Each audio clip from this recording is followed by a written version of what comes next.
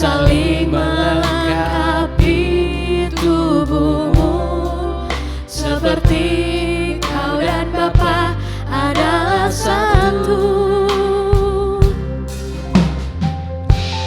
Kami rendahkan diri di hadapan-Mu,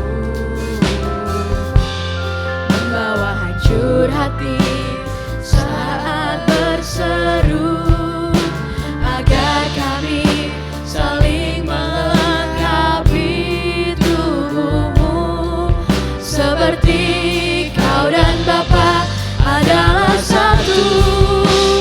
Jadikan kami satu, seperti kerinduan-Mu, agar dunia tahu bukti nyata dari kasih-Mu. Sebelum kami pergi memberitakan kasih-Mu, mulailah dari kami lebih dulu. Jadikan kami satu. Kita angkat pujian ini sekali lagi. Mari kita rendahkan diri di hadapan Tuhan. Kami rendahkan diri di hadapan-Mu, membawa hancur hati saat berseru, agar kami saling melengkapi tubuhmu, seperti kau dan Bapa adalah satu. Jadikan kami satu, seperti kerinduan-Mu, agar dunia tahu bukti nyata dari kasih-Mu. Sebelum kami pergi memberitakan kasih-Mu, mulailah dari kami lebih dulu. Jadikan kami satu, seperti kerinduan-Mu, agar dunia tahu bukti nyata dari kasih-Mu. Sebelum kami pergi memberitakan kasih-Mu, mulailah dari kami lebih dulu. Mulailah dari kami lebih dulu. Mulailah dari kami lebih dulu. Jadikan kami satu.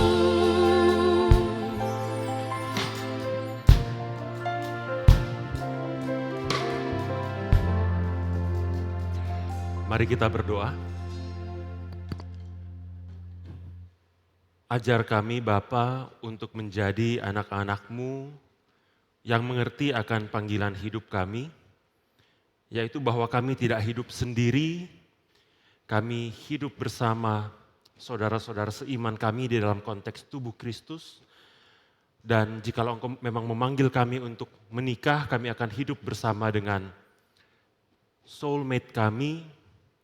Kiranya Kau mengajar kami bagaimana menjadi pasangan yang sepadan bagi soulmate kami, menjadi bagian dari tubuh Kristus yang sepadan dengan saudara-saudara seiman kami, supaya kami boleh menjadi anak-anak-Mu yang membawa kemuliaan buat nama Tuhan. Ini doa kami, Engkau yang urapi hamba-Mu, urapi setiap kami yang ada di tempat ini, biarlah kiranya firman-Mu boleh berbicara kepada setiap kami.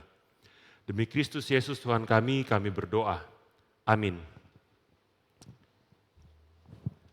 Shalom Bapak Ibu Saudara-saudari. Hari ini temanya soulmate. Saya menjadi gentar sekaligus malu karena masih single.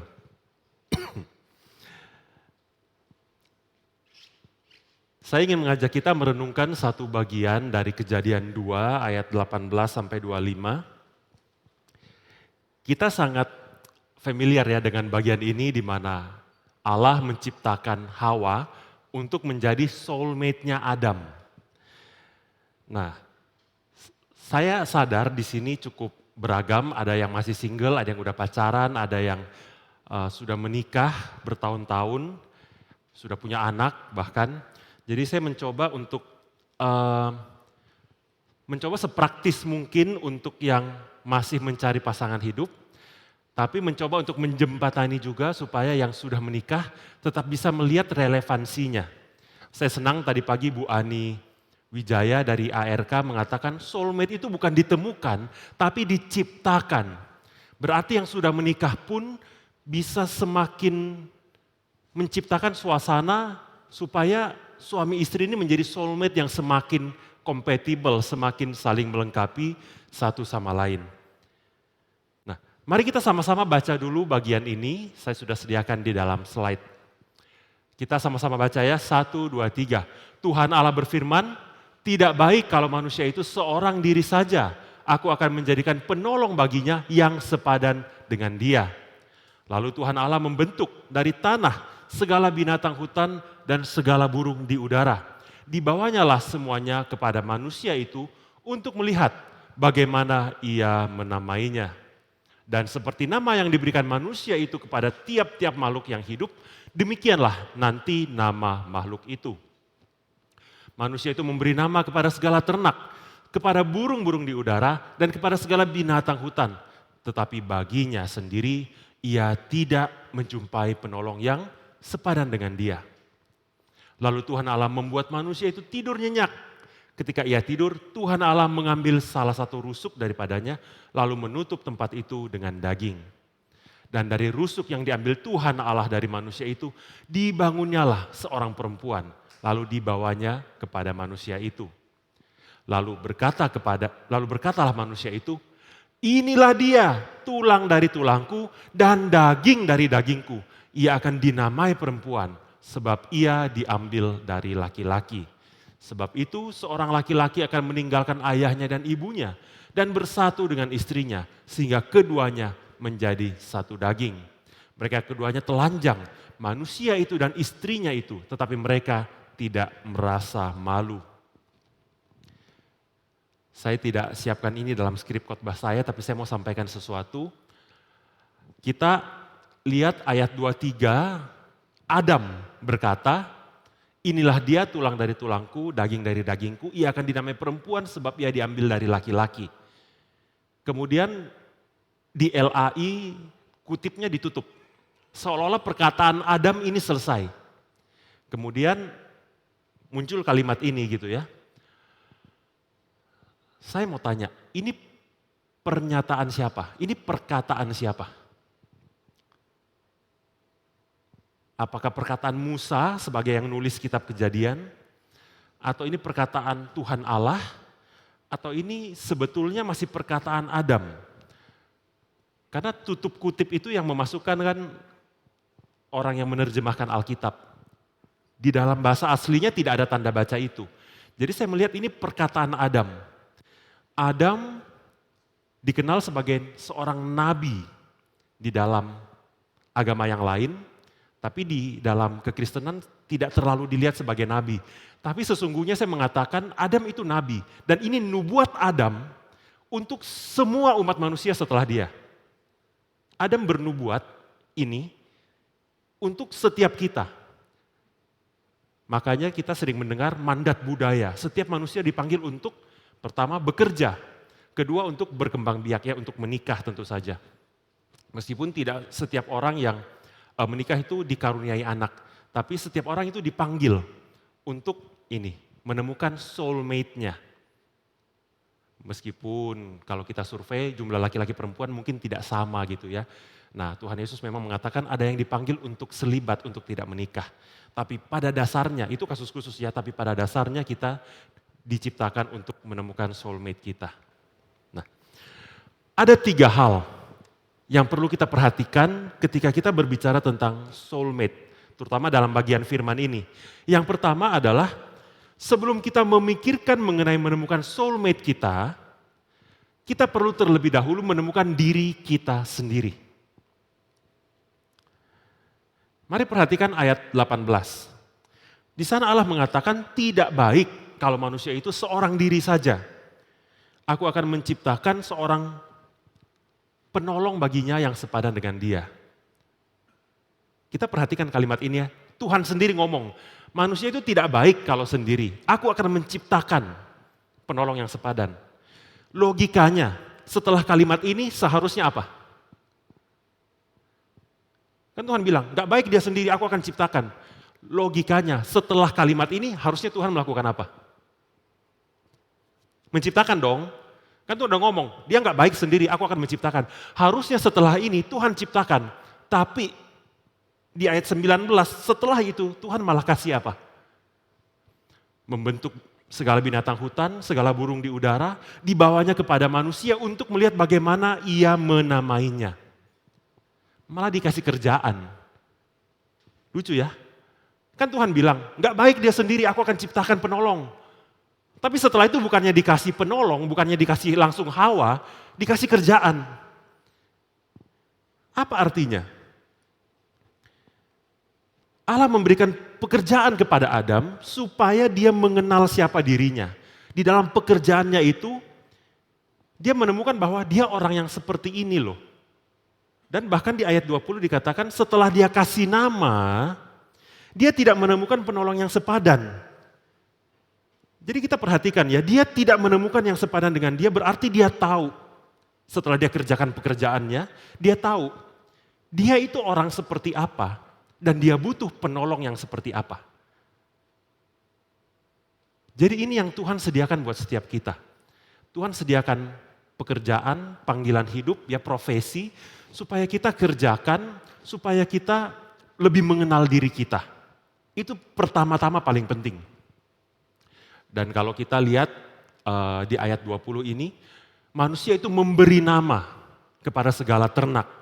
Di dalam bahasa Ibraninya, itu digunakan satu tensis yang sangat unik sekali, tidak perlu saya jelaskan teknisnya, tapi dia memberi nama, ini satu tindakan yang ada nuansa covenant dengan Tuhan Allah.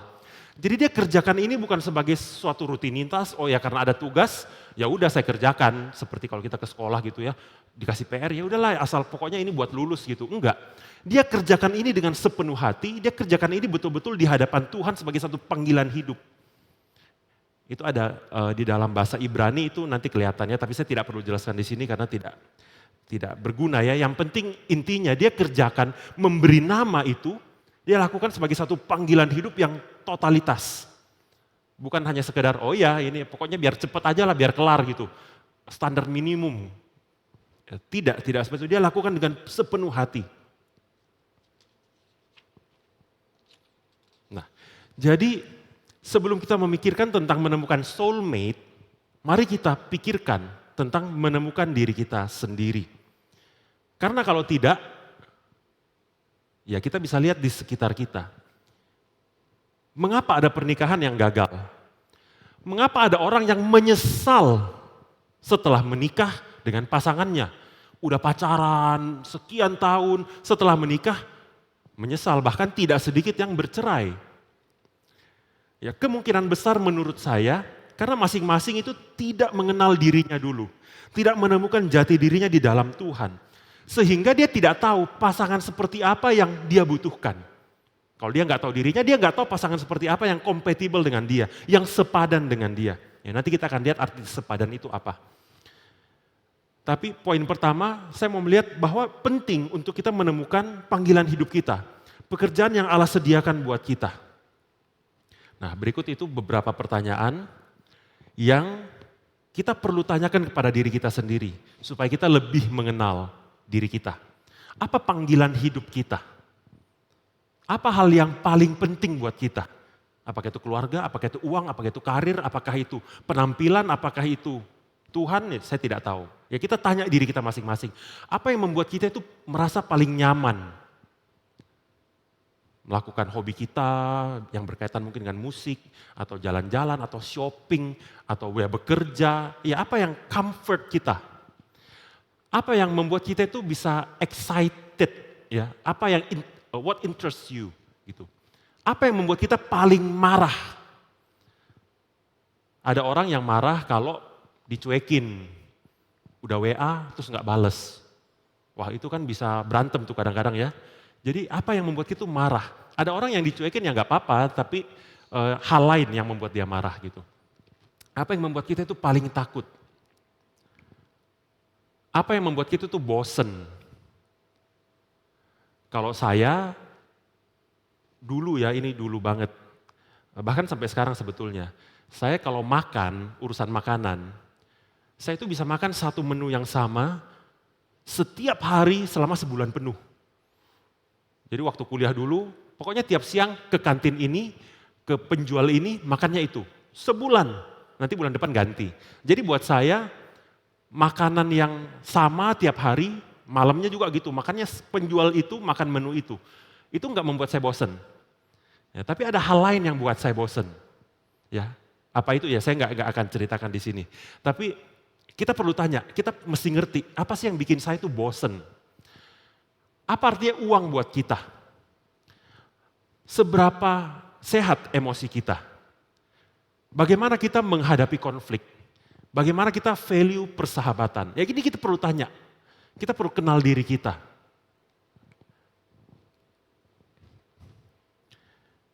Nah, coba tadi pertanyaan-pertanyaan ini kalau bisa difoto, terus dijawab sendiri, diskusikan dengan anggota keluarga kita, diskusikan dengan mungkin kakak adik kita, diskusikan dengan teman-teman terdekat kita, atau teman connect kita. Ya kita ada Komsel di sini, Bapak Ibu teman-teman yang belum tergabung Komsel, silahkan daftar. Ada Ibu Anita di belakang sana itu ketua komisi pemuda kita ya yang lagi tunduk-tunduk di sana itu. Nanti boleh kontak Ibu Anita, saya pengen ikut sih Komsel gitu. Nah boleh, kita ada hari Selasa, hari Kamis, hari Jumat malam. Nah kita kembali. Jadi coba diskusikan, setelah kita jawab, kita diskusikan dengan teman-teman kita, dengan keluarga kita, supaya kita bisa memvalidasi apakah kita sudah betul-betul kenal diri kita atau tidak. Nah, yang kedua, ya tadi yang pertama ya kenal diri kita. Yang kedua, untuk menemukan soulmate yang tepat, kita perlu memiliki list yang tepat. Nah, list apa ini? Saya kasih contoh ya. Kalau kita mau masak spaghetti, masak pasta lah gitu ya, pasta, kita perlu bikin list belanjaan. Kita perlu beli pastanya, beli tomat atau saus tomat, kita perlu beli ya dagingnya, toppingnya ya, entah itu ham atau apapun itu gitu ya. Bahan-bahan untuk jadi spaghetti atau jadi pasta ya, keju dan seterusnya. Kalau kita mau makan spaghetti, makan pasta, tapi list belanjaannya itu isinya ini, keluak, sereh, daun jeruk, daging sapi, itu nanti jadinya bukan pasta, jadinya apa? Rawon gitu ya. Jadi dari konsep ini kita perlu tanya lagi gitu ya. Dari pertanyaan-pertanyaan yang tadi kita udah tanya tentang diri kita perlu tarik lebih jauh. Oh, jadi kalau diri saya seperti ini, saya perlu penolong yang seperti apa? Kita bikin kriterianya, bikin listnya gitu. Penolong yang sepadan dengan saya kira-kira seperti apa sih? Nah ada dua hal. Yang pertama di dalam list kita itu ya, harus kita buat must have. Jadi pasangan saya mesti punya kriteria seperti ini. Dan pasangan saya mesti ada yang namanya cannot stand ya. Must have itu kriteria yang harus ada. Can stand itu yang tidak boleh ada. Nah ini contoh must have. Contoh must have, boleh difoto kalau mau ya. Jadi saya tipe orang seperti saya butuh pasangan yang ya mungkin intelektual gitu ya. Jadi diajak ngomong itu nyambung. Dia bisa diajak baca buku bareng. Karena itu penting buat saya gitu ya. Saya tahu saya orang seperti apa. Nah saya butuh pasangan seperti apa. Saya butuh yang loyal, misalnya. Jadi ada satu games, ada satu quiz ya, ini intermezzo. Jadi kita boleh tanya kepada teman kita, kamu suka hewan apa? Kemudian kasih 3 alasan yang mendalam gitu ya. Misalnya, saya suka anjing, kenapa anjing? Oh anjing itu pertama dia setia. Kedua dia bisa diajar, bisa diatur. bisa diarahkan, bisa dieducate gitu ya, bisa nurut lah. Kemudian dia mencintai tanpa syarat. Meskipun kadang-kadang kita bisa lupa kasih makan, kadang-kadang kita bisa pukul, tapi dia akan tetap nempel sama kita. Nah, hewan yang kita suka dan 3 ciri-cirinya ini, 3 alasannya ini, inilah sebetulnya kriteria pasangan hidup kita. Jadi saya suka pasangan hidup yang dia itu loyal, dia itu bisa diatur, maksudnya dia tipenya mungkin submisif gitu ya. Saya kan orangnya dominan banget, kalau ketemu orang yang dominan lagi, ya tiap hari berantem. Jadi mesti yang submisif. Kemudian yang mencintai tanpa syarat, maksudnya kadang-kadang mungkin saya bisa lupa ajak dia ngobrol karena asik kerja apa gitu ya, tapi jangan sampai dia jadi ngambek, jadi malah cari perkara gitu. Jadi kita mesti tentukan kriteria apa yang harus ada. Kalau Tuhan panggil kita jadi wanita karir misalnya, dan untuk mencapai itu kita mau memilih jalan hidup yang child free, ya tidak punya anak. Ya tentu pasangan kita juga harus sama value-nya, harus must have-nya itu dia ada elemen child free-nya. Jadi punya anak itu bukan sesuatu yang harus gitu loh. Kalau kita mau priwet di atas gunung, ya kita harus cari pasangan yang bisa mendaki gunung gitu kan, maksudnya bareng-bareng. Bisa share interest gitu loh. Jadi kalau nggak share interest, ya nanti repot. Saya mau ke sini, dia nggak mau ikut. Nah itu repot ya. Jadi perhatikan list must have ini. Tentu tidak semuanya harus ada ya. Dari ini keluar 5 lah gitu ya, 5. Kemudian ada cannot stand. Saya nggak bisa handle orang yang dalam tanda kutip dia itu apa ya, dependent banget gitu loh. Saya suka orang yang submisif, tapi kalau dia dikit-dikit klingi banget cari saya ngerepotin gitu, saya nggak bisa. Ya itu saya. Nah tapi Bapak Ibu, teman-teman ya silahkan. Dengan saya tipe kepribadian seperti ini, saya nggak bisa dapat pasangan yang seperti ini. Gitu. Ya, boleh difoto, dilihat-lihat gitu ya. Ada orang yang trauma diselingkuhin. Ada history dalam keluarga, ya orang tuanya selingkuh. Nah dia nggak bisa. Nah dia harus cari laki-laki atau perempuan yang memang tipenya itu loyal, yang tipenya itu tidak flirting ke orang banyak gitu loh. Kan ada orang-orang tertentu suka tebar asmara kemana-mana, flirty gitu loh. Nah tentu kalau kita ada kecenderungan, saya nggak bisa sama orang yang seperti itu, ya jangan gitu. Jadi cannot stand-nya mesti jelas juga. Ya. Dan jangan pikir nanti setelah nikah berubah kok. Mungkin sekarang ya karena belum nikah dia suka flirting ke orang-orang. Nanti setelah nikah pasti enggak. Itu biasanya tidak berubah. 99%. Kalau bisa setelah menikah langsung berubah, itu mujizat. Dan tidak terjadi secara umum. Ya, jadi jangan pikir nanti berubah. Di awal hubungan mungkin kita rasa nggak apa-apa. Di awal hubungan ya masih oke. Tapi kalau untuk seumur hidup, pikirkan baik-baik. Jadi paling nggak tadi daftar must have kita ada 5. Nah cannot stand juga ada 5. Ini poin yang kedua. Poin pertama, kenali diri Anda. Poin kedua, tentukan list pasangan seperti apa yang memang cocok buat Anda.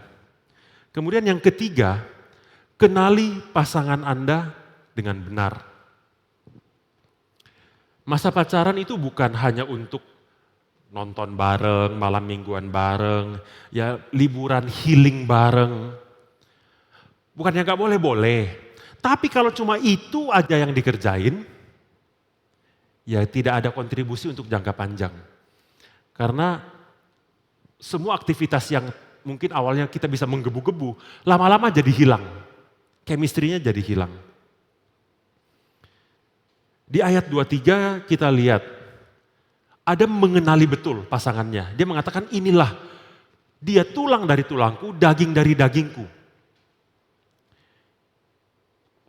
Bisa nggak kita dengan yakin seperti Adam gitu ya, dengan keyakinan penuh kita katakan orang yang saya akan pilih menjadi pasangan saya inilah daging dari daging saya, tulang dari tulang saya. Ya. Coba kita tanyakan kepada diri kita udah yakin belum dengan dia? Nah ini beberapa pertanyaan untuk menolong kita. Siapa sih dia? Dia tipe orang seperti apa sih? Orang tuanya seperti apa sih? Karena pasti dia dibentuk di dalam keluarga yang orang tuanya seperti apa, dia akan jadi seperti itu. Selama saya berkomunikasi dengan dia, berinteraksi dengan dia, perasaan-perasaan seperti apa yang dia ekspresikan? Ya, kenapa dia melakukan perilaku tertentu? Dia kalau memberikan penilaian berdasarkan apa? Apakah itu bijaksana atau tidak? Waktu saya bersama dengan dia, apakah saya merasa tenang, damai, atau merasa gelisah, mungkin merasa terancam malah ya? Apakah saya feel free atau merasa tidak ada beban untuk menjadi diri saya apa adanya? Dan ini penting. Dikatakan mereka keduanya telanjang, tapi mereka tidak merasa malu. Ya ini bukan ketelanjangan fisik, tapi bagaimana kita menjadi orang yang otentik, apa adanya dengan pasangan kita.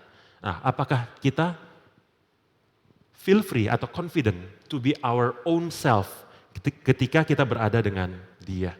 Nah, setelah kita mengenal diri kita, setelah kita bikin shopping list kita, ya dalam tanda kutip ya shopping list kita, setelah kita mengenal pasangan kita, tentu kita akan sampai di satu titik di mana kita sadar tidak ada orang yang 100% pasti klop dengan kita. Mungkin kita udah punya shopping listnya, tapi ternyata tidak ada orang yang akan 100% masuk cocok dengan list itu. Dan itu pasti, itu realita. Nggak ada orang 100% yang pasti cocok dengan kita. Nah di tahap ini kita perlu negotiate dengan diri kita sendiri. Kita perlu tentukan poin mana yang menjadi prioritas utama dan poin mana yang bisa bukan kita kompromikan, tapi kita pelan-pelan diskusikan. Karena mungkin ada hal yang saat ini belum kelihatan, belum ada, tapi benihnya atau bibitnya itu ada. Gitu. Ada hal-hal yang kita bisa kembangkan bersama di dalam perjalanan kita ke depannya. Jadi yang paling penting bukan shopping list itu sendiri, bukan poin 1, 2, 3 yang udah saya bikin, bukan. Tapi kesepadanan. Bagaimana kita bisa bareng-bareng jalan. Gitu loh. Nah, apa artinya sepadan? Apakah sepadan berarti harus 100% cocok? 100% kita itu bisa sama persis. Sama-sama ya pendidikannya misalnya sama-sama S2, sama-sama kerja di bidang yang berkaitan dengan misalnya marketing, sama-sama latar belakang sukunya itu sama gitu. Apakah seperti itu? Adam berkata, inilah dia, tulang dari tulangku, daging dari dagingku. Ia dinamai perempuan sebab ia diambil dari laki-laki. Saya sengaja tuliskan bahasa Inggrisnya supaya taken out of-nya itu kelihatan. Jadi ada kesamaan, ini bone of my bones, flesh of my flesh. Ada kesamaan, tapi ada perbedaan juga, ada taken out of. Berarti ada persamaan, ada perbedaan. Kesetaraan, kesepadanan itu tidak berarti tidak ada perbedaan. Perbedaan itu boleh, perbedaan itu harus. Saya suka satu perkataan, ya ini zaman saya kuliah dulu. Katanya begini, kita punya persamaan supaya kita bisa saling mengerti satu sama lain. Tapi kita punya perbedaan supaya kita bisa saling mencintai dan saling melengkapi. Ya. Nah, ada 5 hal yang bisa jadi indikator kesepadanan. Pertama, spiritual harmony. Jangan tanya lagi, boleh nggak pacaran beda agama? Gitu ya. Itu pertanyaan yang lucu buat saya karena kesepadanan di dalam spiritualitas itu berarti kita sama-sama di dalam Tuhan Yesus. Kita sama-sama tahu identitas kita di dalam Tuhan. Kalau beda agama, ya gimana gitu. Jadi penting untuk kita itu sama-sama bergereja. Tidak mesti gerejanya sama persis. Mungkin satu dari gereja yang lain, satu dari gereja yang lain. Enggak ada masalah, tapi sama-sama di dalam Tuhan Yesus. Sama-sama cinta Tuhan. Sama-sama mengejar kebenaran melalui firman Tuhan. Ya dan seterusnya. Ini yang pertama, indikator pertama. Kesepadanan di dalam kerohanian. Yang kedua, intimacy. Apakah love language-nya itu ketemu? Jangan sampai love language-nya itu bertolak belakang gitu ya, atau beda banget. Saya love language-nya itu physical touch, gift. Terus kalau saya ketemu pasangan hidup yang love language-nya itu quality time, words of affirmation. Jadi susah. Saya mungkin akan jarang memuji dia. Saya mungkin akan sering beliin dia barang gitu kan, gift. Saya akan kasih gift. Tapi dia tidak butuh barang, dia butuhnya dipuji tiap pagi, disapa. Wah pagi ini kamu seger banget gitu ya, pulang kerja juga. Wah kamu ini ya udah beres semua, udah masak, wah masakannya enak. Jadi sering dipuji. Nah kalau saya, bahasa kasih saya bukan pujian dan saya nggak pernah muji, tapi dia butuh itu, ya di dalam perjalanan nanti jadi susah. Makanya komunikasi itu penting. Ya, tapi dari awal kalau bisa kita coba cari yang ada nyerempet-nyerempetnya gitu ya, yang memang sepadan secara intimasi itu bisa nyambung. Bayangkan kalau setahun nikah, 2 tahun nikah, kemudian masing-masing merasa tidak dicintai, karena mungkin komunikasinya nggak jalan, kemudian bahasa kasihnya beda banget. Kemudian sang istri apa sang suami ini, ya katakanlah sang istri ya karena saya laki-laki, saya nggak pernah muji dia, tapi di kantornya ada orang yang suka memuji dia, pria lain gitu ya. Ya itu justru jadi bibit-bibit perselingkuhan gitu ya. Jadi ini penting. Ya, poin kedua, intimacy ini penting. Kesepadanan di dalam intimacy. Kemudian yang ketiga, level of energy. Bayangkan kalau yang satu orangnya ekstrovert kelas berat. Dia bisa keliling mall seharian, ketemu puluhan orang seharian, ngobrol seharian. Terus satunya introvert kelas berat, ketemu 2 orang udah capek minta pulang gitu ya. Jadi ini nanti jadi problem ya. Kemudian level of ambition dalam karir, dalam pelayanan, di dalam berumah tangga, di dalam apapun itu. Ya, ini perlu diperhatikan ya, level of ambition. Jangan sampai yang satu workaholic, kerja seperti kuda, yang satu, aduh kamu kok kerja melulu sih? Ya dari awal itu harus sudah dibicarakan. Level of ambitionnya mesti dicocokin gitu. Kemudian yang terakhir, indikator kelima, expectation about roles. Ini harus dibicarakan selama PDKT ya. Dulu saya ingat zaman saya kuliah ada satu wanita, jadi saya pernah pacaran itu saya yang ditembak sama cewek itu gitu ya. Jadi saya ditembak, dia tomboy banget, memang orangnya dominan banget. Kita berrelasi 5 bulan kira-kira. Terus di dalam 5 bulan itu dia pernah ngomong gini, nanti aku yang cari duit ya, kamu yang jaga rumah. Mungkin karena dia lihat saya kan suka masak gitu kan, suka ngurus rumah, kemudian dia mungkin gak suka, sebagai wanita dia lebih suka yang di luar rumah gitu kali ya. Dia ahli wushu gitu ya, dia tomboy banget. Jadi mungkin dia nggak suka peran-peran yang feminin yang di rumah ngurus anak. Pokoknya ya saya melahirkan kamu yang urus anak gitu ya. Sampai ngomong kayak begitu. Nah tapi ya ini expectation about roles. Setelah nikah nanti peran kita gimana? Nah, ini perlu sepadan. Bukan perannya yang sepadan tapi ekspektasinya. Jadi jangan sampai nanti ekspektasinya nggak ketemu gitu ya. Nah itu. Salah. Jadi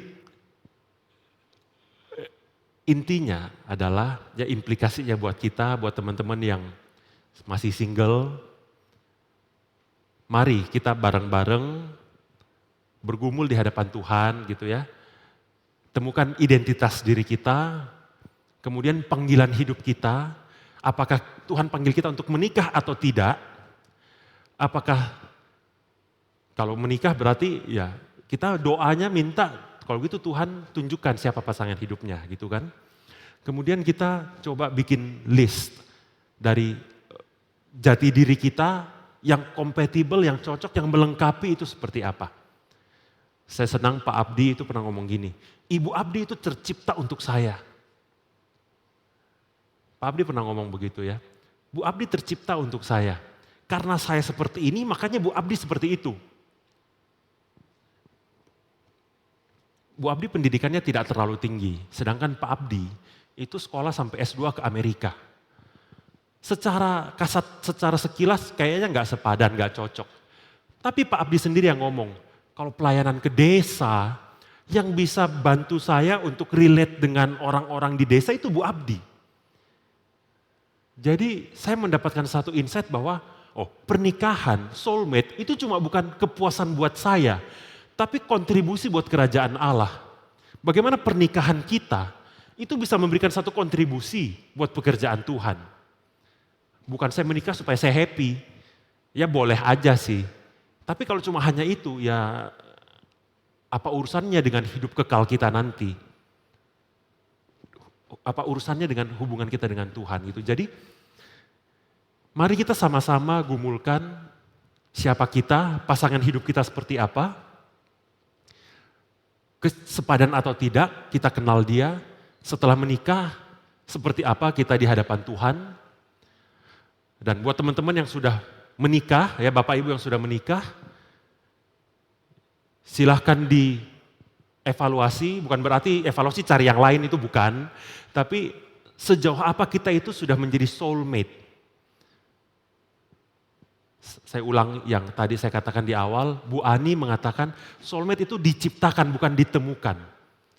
Berarti kalau sekarang kayaknya kurang cocok, berarti kita harus work it out. Ya, kita harus work on that gitu loh. Kita harus lebih exercise lagi yang namanya kesepadanan itu.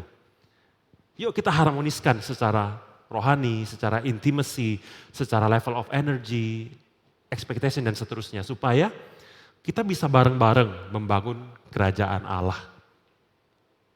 Mari kita berdoa. Bapa, kami bersyukur untuk firman-Mu. Engkau menciptakan kami laki-laki dan perempuan dengan satu tujuan, yaitu supaya kami boleh saling melengkapi di dalam Engkau. Kami boleh membangun kerajaan-Mu bersama-sama. Nyatakanlah kehendak-Mu kepada setiap kami ya Bapa, panggilan-Mu kepada setiap kami, supaya kami boleh semakin mengenal diri kami.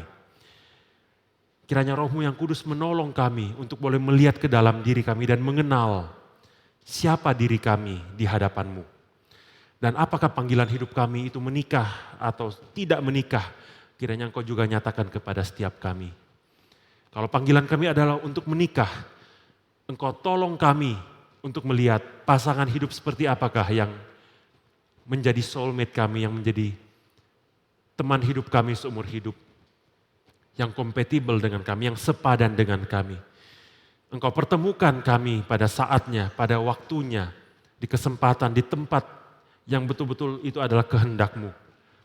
Kami menyerahkan hidup kami, termasuk setiap kami yang sudah menikah. Di dalam pernikahan kami sadar kami bukan menikah hanya untuk kepentingan diri kami, kepuasan kami, kebahagiaan kami. Tapi kami menikah untuk membangun kerajaan-Mu. Engkau tolong setiap kami, pasangan-pasangan yang sudah menikah, bahkan yang sudah berpuluh-puluh tahun. Tolong kami semakin hari semakin kompatibel, semakin sepadan, semakin konsisten berjalan di dalam Tuhan. Sekali lagi untuk kami membangun akan kerajaan-Mu.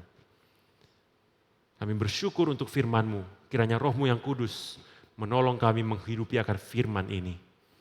Ini doa kami, demi Kristus Yesus Tuhan kami berdoa. Kami mengucap syukur untuk firman yang sudah kami terima. Amin.